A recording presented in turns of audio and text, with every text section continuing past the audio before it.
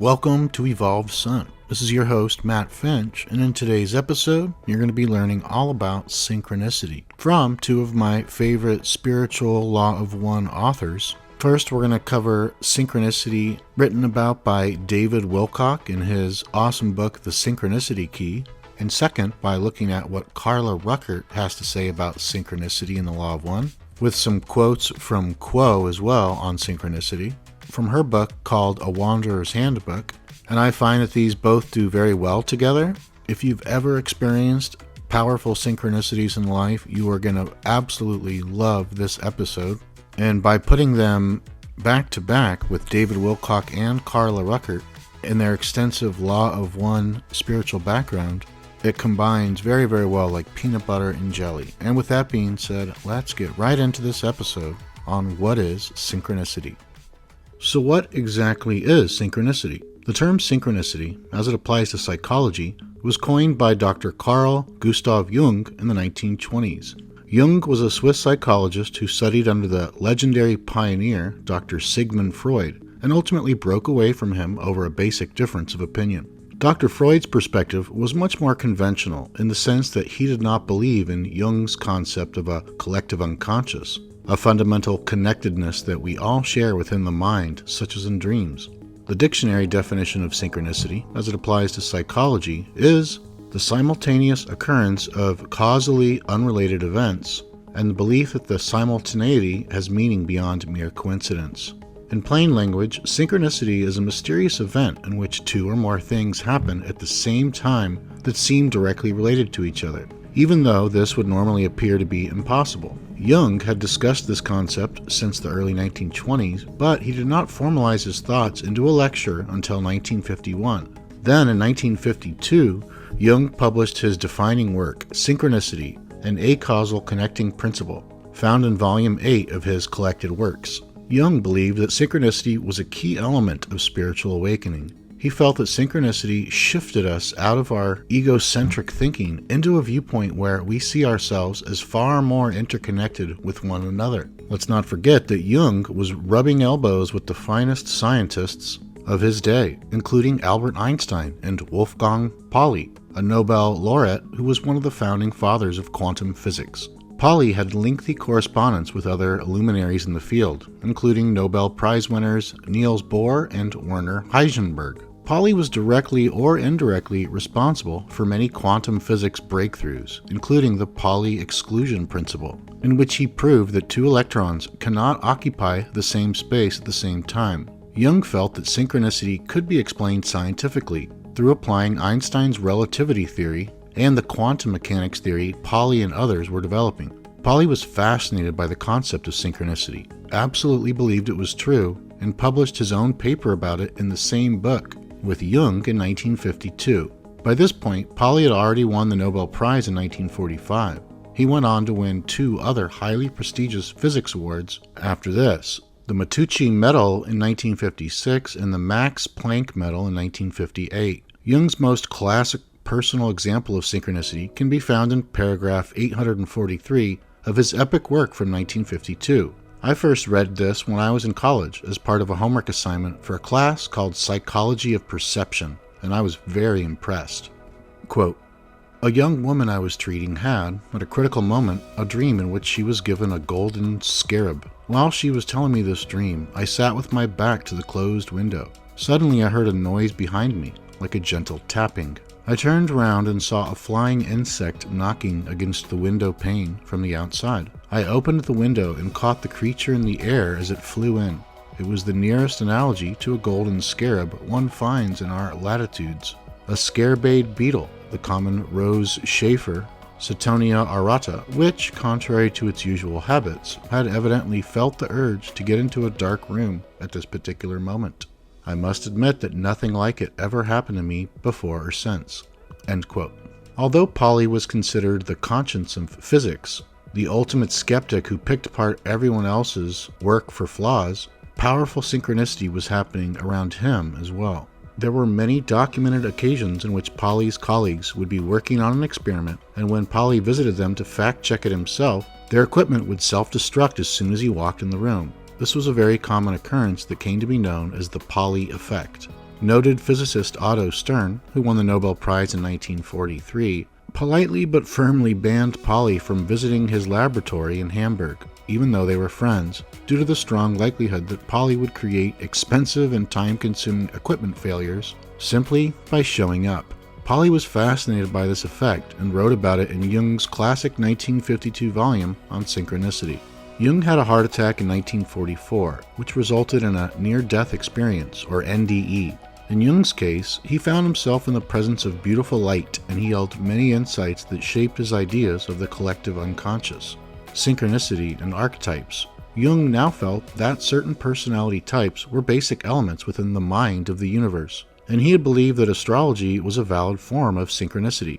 After having this powerful experience, Jung committed to finding the scientific proof that astrology could be a genuine science. He studied the birth charts of 483 married couples and looked for the 3 conjunctions that were associated with a happy partnership in traditional astrology. He also mixed up the charts into 31,737 other random combinations. Jung found that the happy relationship conjunctions appeared 3 times more often in combined charts of married couples than in those of random paired individuals. Furthermore, the pattern that was considered the most conducive to marriage occurred the most frequent in the couple's charts, and the pattern that was least conducive to marriage occurred the least frequently. Jung calculated the odds of this occurring by random chance as 1 in 62.5 million.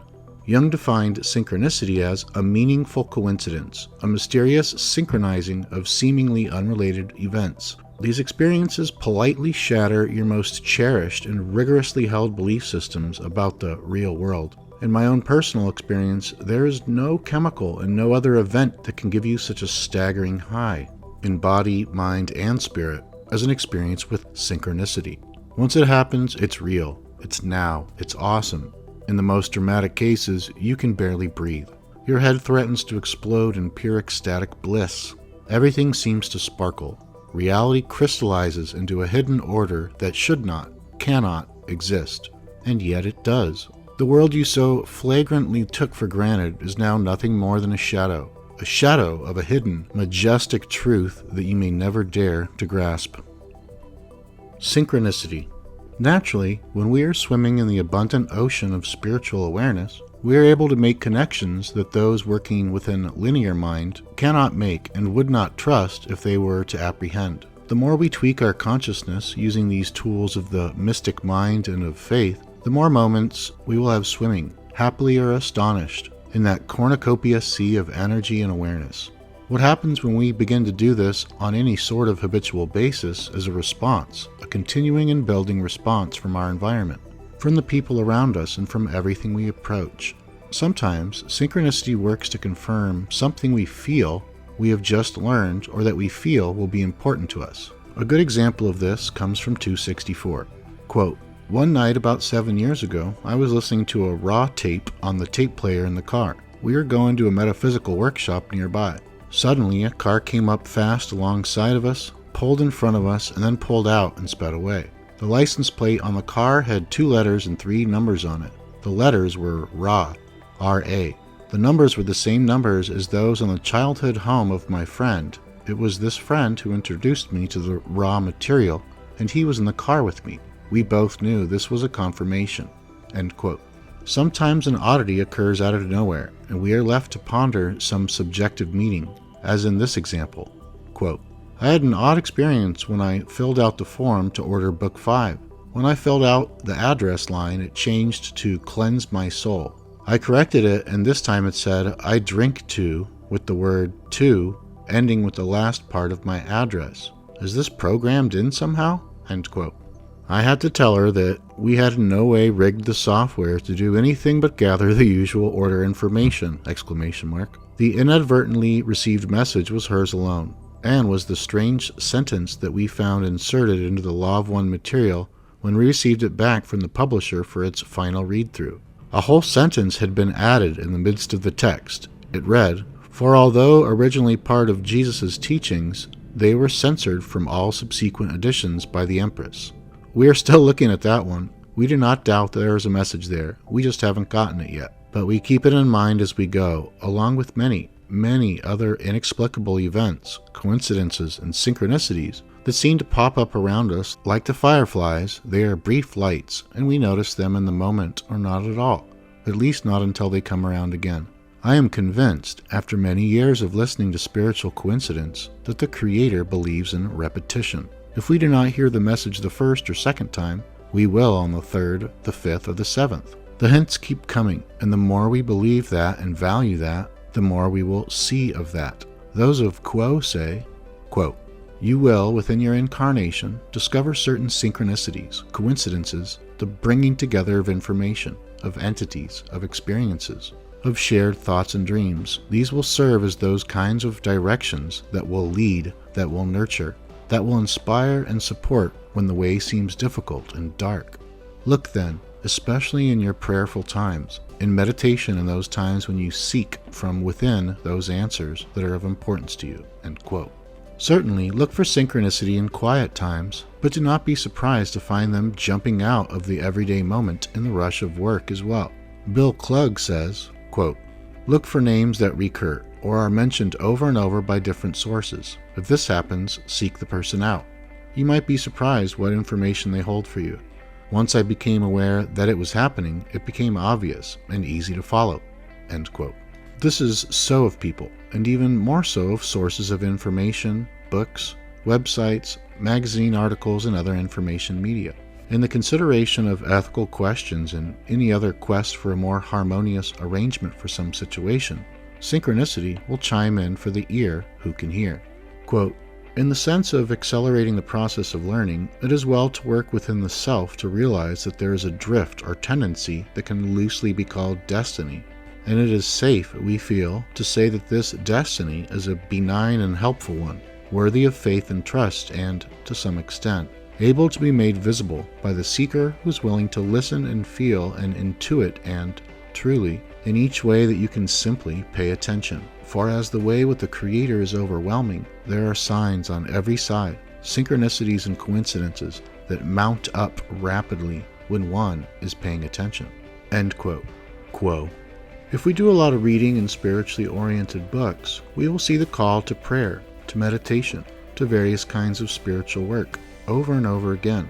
And sometimes we can get strangled by the overwhelming feeling of great desire we have to focus in on the spiritual. When we begin to feel jammed and stuck, try letting go of it all. This is a balancing gambit, the surrender of the striving. Firstly, let ourselves come back to our own natural centers and get our metaphysical feet again. Then, simply keep paying attention. We cannot always wring truth out of the cosmos, although we can certainly try. What we can do is a little of this, a little of that, applying the various resources that we have learned through the years, being sure that we are on good ground metaphysically and remaining game and alert. Many days, my spiritual time is spent moving again and again back to center, reaffirming who I am, remembering the deity, and reinvesting my attitude with the basic cheerfulness and joy associated with being at such a good party. All that work may bring me nothing in terms of spiritual fruit, except the good exercise of using discipline with my personality. But I will have spent a lot more of that day in a configuration of mind and heart, able to listen to and profit from any coincidences or synchronicities that might turn up. Those of Quo caution along the same lines. Quote, "In any human terms, these attempts to be as the deity are useless. In the metaphysical world, where intention and desire are as real as a chair or a person, such seeking is effective, and as the seeker persists in seeking this vibration, the seeker begins to experience more and more spiritually based coincidence, or synchronicity, which acts as a kind of feedback, letting the seeker know that it is cooperating with its destiny and has begun to accelerate the rate of its spiritual evolution." End quote. Look at synchronicities as hints and murmurs from spirit, and sense into them.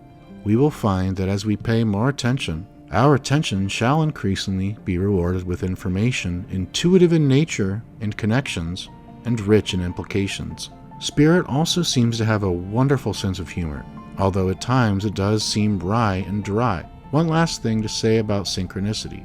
When we gather in groups for any length of time, and when the members of the group are all spiritually seeking, the synchronicities mount in exponential fashion. Quote, "The reason that synchronicity seems to occur more in groups is simply that as more and more entities who are spiritually awake come together, each individual's path being synchronous with its own destiny, when the group joins and shares its thoughts and experiences, the commonality of synchronicities becomes remarkable." Idem. All right, and thanks so much, as always, for listening. If you have not read The Synchronicity Key by David Wilcock, it's one of the best books I've ever read. And so is A Wanderer's Handbook by Carla Rueckert. These are two of the best books that I've ever read, and I highly recommend them both. Both of these books are quite long, but I could not put either of these books down. I have some other David Wilcock videos on this channel, as well as a few other Carla Rueckert videos as well. Check those out if you're interested. Thanks so much. Take good care of yourself, and I'll see you on the next episode, my friend.